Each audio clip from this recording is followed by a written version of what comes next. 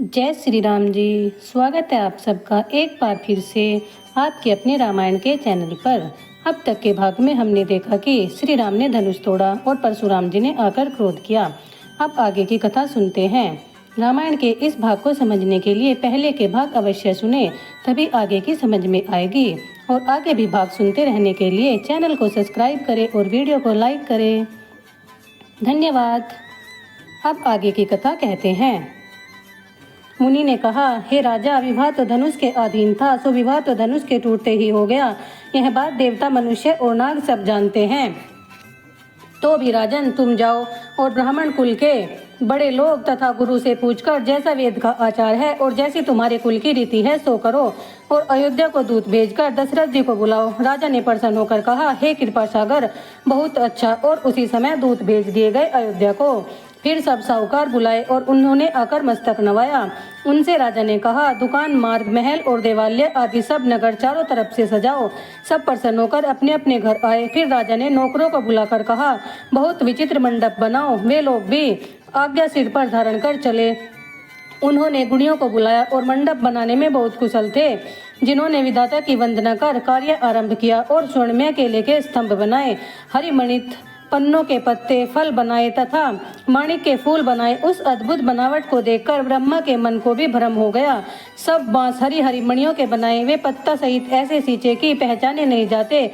स्वर्ण की नागबेल बनाई, जो पत्ता सहित ऐसी सुंदर थी कि पहचानी नहीं जाती। उसी के रच रच के बंद बनाए, बीच बीच में मोतियों की लड़ियां लटकाई। माणिक, नीलम, हीरा और पिरोजा की पच्चीकारी करके कमल बनाए।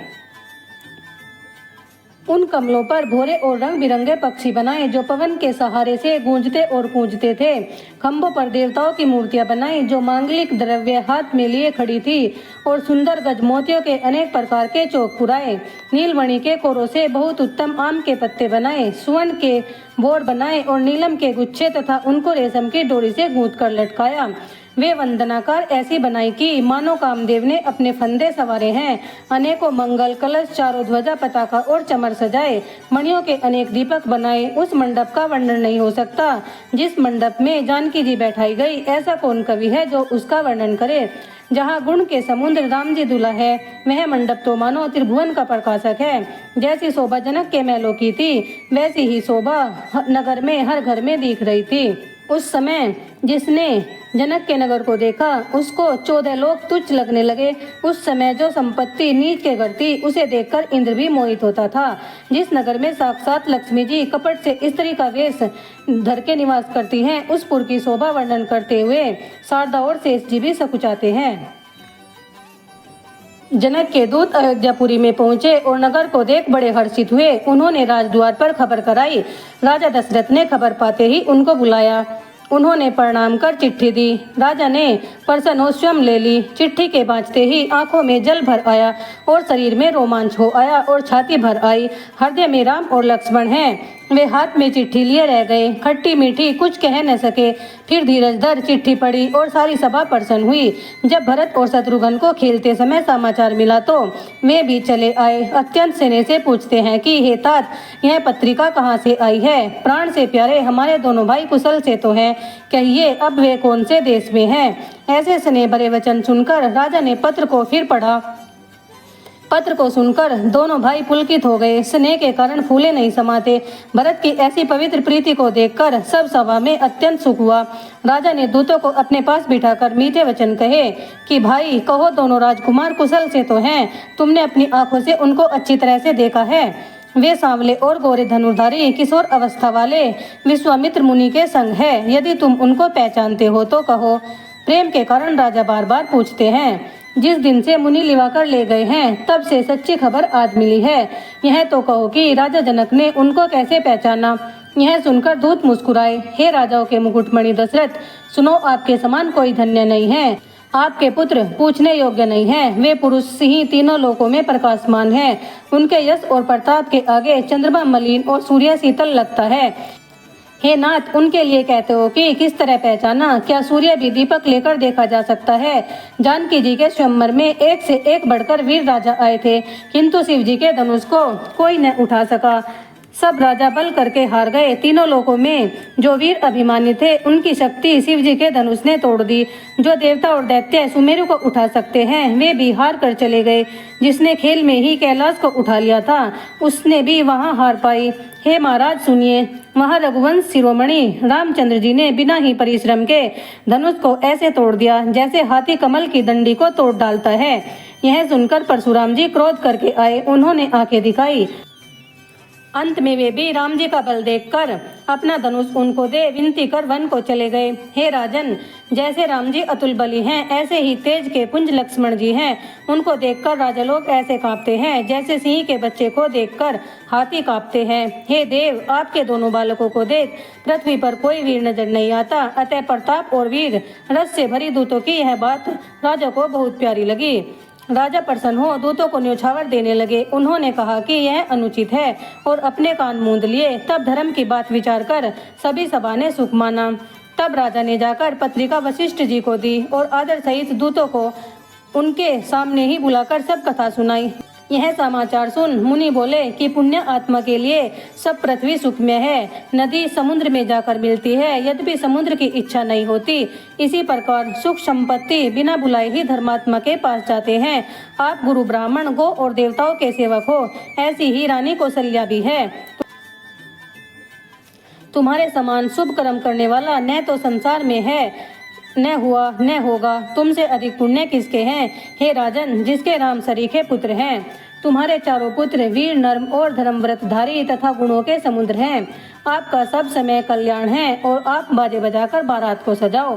शीघ्र चलो। ऐसे गुरु के वचन सुन राजा सिर झुकाकर बहुत अच्छा कहे दूतों को ठहरा कर रनिवास को गए। राजा ने रानियों को बुलाकर जनक की पत्रिका पढ़कर सुनाई। सुनकर सब रानी प्रसन्न हुई और सब बातें जनकपुर के राजा ने कह सुनाई। सब रानियां प्रेम से ऐसे प्रफुल्लित हो गई जैसे मेघ की गर्जना सुनकर मोरनी होती है। हे गुरुओं की स्त्रियां आशीष देती है, माताएं आनंद में मग्न हैं। उस प्यारी पत्रिका को आपस में लेकर सब हृदय से लगाकर छाती को ठंडी करती हैं। राम लक्ष्मण की कीर्ति और करने का बारंबार राजा ने वर्णन किया। यह सब मुनि की कृपा है। ऐसा कह राजा बाहर चले गए। तब रानियों ने ब्राह्मणों को बुला उनको आनंद सहित दान दिया। वे ब्राह्मण आशीर्वाद देते चले। भिक्षुकों को बुलाकर करोड़ों प्रकार की न्योछावर दी जिससे वे आशीर्वाद देने लगे कि चक्रवर्ती राजा दशरथ के चारों पुत्र चिरंजीवी हों। ऐसा कहते हुए अनेक प्रकार के वस्त्र पहनकर चले। घने बाजे बजने लगे। जब सब लोगों ने यह खबर पाई तो घर घर बधाई होने लगे। 14 लोकों में यह बात फैल गई कि सीता और राम जी का विवाह है। यह समाचार सुन सब लोग प्रसन्न हो मार्गों और घरों और गलियों को सजाने लगे। यद्यपि अयोध्यापुरी सदा ही मंगलमय और पवित्र है क्योंकि राम जी की पुरी है, तो भी सुंदर प्रीति की रीति से मंगल रचना और भी रचकर बनाई। ध्वजा पताका पर्दे तथा चंवरों से सारा बाजार परम विचित्र सजाया हुआ था। सोने के कलश, तोरण, मणियों की झालर, हल्दी, दूध, दही, चावलों की मालाओं से सब लोगों ने अपने अपने घर सजाकर मंगलमय बना दिए। सब लोगों ने अपने अपने घर सजाकर मंगलमय बना दिए। सब गलियों को चतुरता से सींचा और सुंदर चौक पुराए। जहाँ था चंद्रमुखी मृगलोचिनी अपने स्वरूप से रति का मान खंडन करने वाली 16 श्रृंगार किए नवयौवन स्त्रियों के झुंड मिलकर मधुर वाणी से गीत गाती हैं जिसे सुनकर कोकिला भी लजाती है। राजमहल का वर्णन कैसे किया जाए जहाँ विश्व को मोहने वाला मंडप रचा गया है। अनेक प्रकार के मंगल द्रव्य रखे हैं और अनेक भांति के बहुत से बाजे बजते हैं। कहीं भाट वंशावली गा रहे हैं और कहीं ब्राह्मण वेद पाठ करते हैं। कहीं स्त्रियां राम और सीता का नाम लेकर मंगल गीत गाती हैं। आनंद तो बहुत है, महल छोटा है, सो मानो आनंद चारों ओर उमड़कर चला है। राजा दशरथ के भवन की शोभा का वर्णन करके कौन कवि पार पा सकता है जहाँ संपूर्ण देवताओं के शिरोमणि रामचंद्र जी ने अवतार लिया है। राजा ने भरत को बुलाकर कहा कि जाकर घोड़ा, हाथी और रथों को सजाओ। राम जी की बारात में शीघ्र चलो। यह सुन दोनों भाई पुलकायमान हो चले। भरत ने घुड़शाल वालों को बुलाकर आज्ञा दी। वे भी प्रसन्न हो उठकर चले। उन्होंने जीन कसकर घोड़े सजाए। वे तरह तरह के घोड़े अति शोभित हुए। सब घोड़े बहुत तेज चाल के थे। वे पृथ्वी पर पांव ऐसे रखते हैं जैसे जलते हुए लोहे पर रखते हैं। पवन जैसे तेज चाल के घोड़े हैं जिनका बखान कोई नहीं कर सकता। उन पर भरत के समान सब छैल छबीले राजकुमार सवार हुए हैं। वे सभी सुंदर आभूषण पहने, हाथों में धनुष बाण लिए, कमर में भारी तरकस है। सब ही चुने हुए छैल छबीले सूरवीर, सुजान और युवा हैं और प्रत्येक सवार के साथ दो दो पैदल चल रहे हैं जो तलवार के चलाने में निपुण हैं। वीर लोग लड़ाई का बाना पहन नगर से बाहर आ खड़े हैं, घोड़ों को तरह तरह से नचाते हैं, ढोल तथा नक्कारों के शब्द को सुनकर हर्षित होते हैं। साथियों ने रथों को ध्वजा, पताका, मणियों और आभूषणों से सजाकर विचित्र बना दिया। चंवर शोभित है, किंकिणी शब्द कर रही है। वे रथ सूर्य की शोभा को भी हरते हैं। अनगिनती श्यामवर्ण घोड़ों को सारथियों ने रथों में जोड़ दिया है। वे भी सुंदर अलंकारों से शोभित हैं, जिनको देख मुनियों के मन भी मोहते हैं। जो जल में भी थल के समान चलते हैं, चाल की तेजी से उनकी टाप भी नहीं डूबती। अस्त्र शस्त्र आदि सजाकर सारथियों ने रथियों को बुलाया। रथ पे चढ़कर बारात नगर के बाहर जुड़ने लगी और जो जिस काम के लिए जाता है उसको सुंदर सुखदायक शगुन होते हैं। हाथियों की अंबारी ऐसी सजाई गई जिनका वर्णन नहीं हो सकता। जब हाथी चलने लगे तो उनके घंटे ऐसे बजने लगे जैसे बादल गरज रहे हैं। पालकी, सुखपाल तथा रथ आदि और अनेकों सवारी हैं। उन पर चढ़कर ब्राह्मणों के समूह ऐसे चले मानो वेदों के छंद ही शरीर धारण किए हुए हों। मागध, सूत, बंदीगण सब अपने अपने योग्य सवारियों पर चढ़कर चले। तरह तरह के खच्चर, ऊंट और बैल अपरिमित वस्तुओं से लदे हुए चले।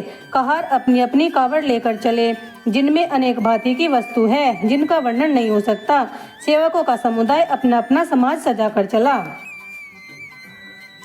सबके मन में बड़ा आनंद है, शरीर पुलकायमान हो रहा है और कहते हैं कि राम जी और लक्ष्मण जी दोनों सूरवीरों को कब नेत्र भरकर देखेंगे।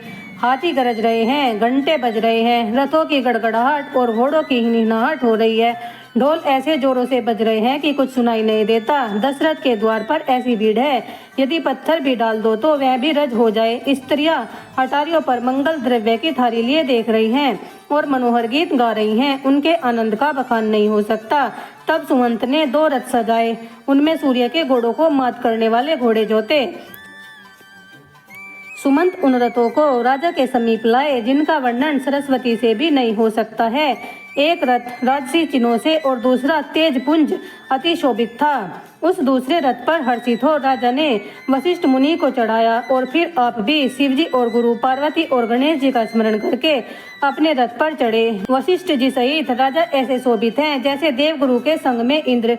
राजा वेद की विधि से अपने कुल की रीति करके और सबको सब तरह तैयार देख राम जी का स्मरण कर और गुरु की आज्ञा पा राज शंख बजाकर चले। देवता बारात को देखकर प्रसन्न हुए और मंगल कारक फूलों की वर्षा होने लगी। जय श्री राम जी। आज के भाग का समापन यही होता है। मिलते हैं फिर रामायण के अगले भाग में। तब तक के लिए बोलो सियावर रामचंद्र की जय। वीडियो पसंद आई हो तो प्लीज़ लाइक, शेयर और सब्सक्राइब। धन्यवाद मेरी वीडियो देखने के लिए।